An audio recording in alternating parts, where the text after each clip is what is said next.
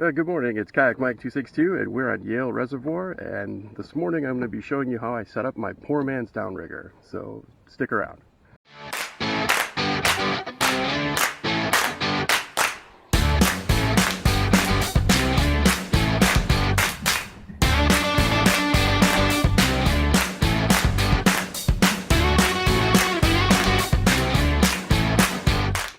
Okay, so this is the basic setup. So we have a spool of about 60 feet of paracord, and that's tied off to a 3-pound downrigger ball. And of course, it has the line clip in it. So what we're going to do is we're going to lower this over the edge, over the side, and then we'll put my rod in the rod holder, and we'll use the line counter on the reel to give us our depth. And we're guesstimating right around 40 feet is where the fish are marking at. So, all right, stick with me while I get this set up, and we'll see what happens.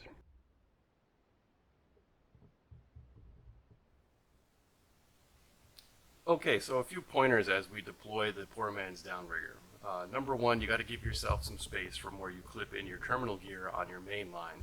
I like to clip the downrigger in anywhere from 5 to 6 feet from my terminal gear, or as far as 15 to 20 feet to give it some more space. Kokanee aren't really line shy or object shy, but it seemed to work better for me when I had 15 to 20 feet of line behind the downrigger clip. Now also, as you are deploying your downrigger ball, you have to keep the kayak in forward motion, because that ball is sinking down at a faster rate, and you don't want it to go too fast, and your terminal gear will start to tangle in the line.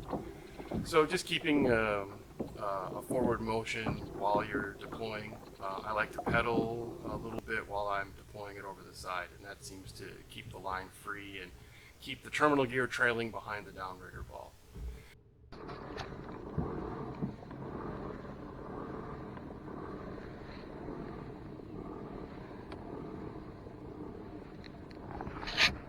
Okay, now that we've got the poor man's downrigger deployed, as you can see, it's pretty easy to maneuver around.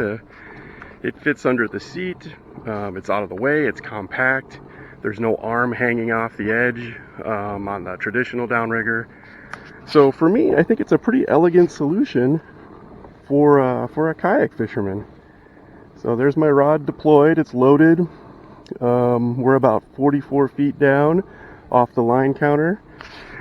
It's really kind of convenient because normally I use a banana weight and I'll drag 150 feet of line out with a 2 or 3 ounce banana weight, and you know, that puts me down about 40 some feet in depth.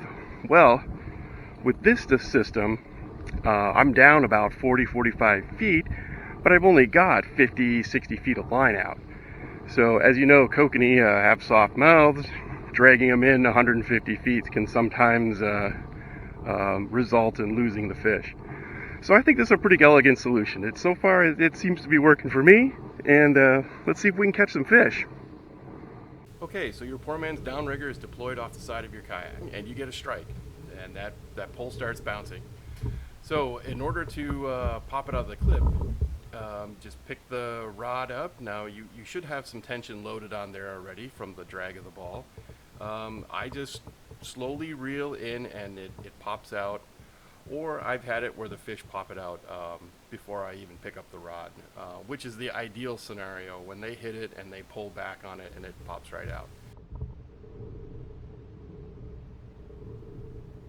So there it is, my version of a poor man's downrigger for kayak fishing. So in the comments below, tell me what you think. Have you ever tried a downrigger setup on your kayak? How do you get your terminal gear down to depth? What are your thoughts? If you found this video interesting or useful, hit the like and subscribe button. Hey, and thanks for watching, and as always, be safe, paddle on, and tight line.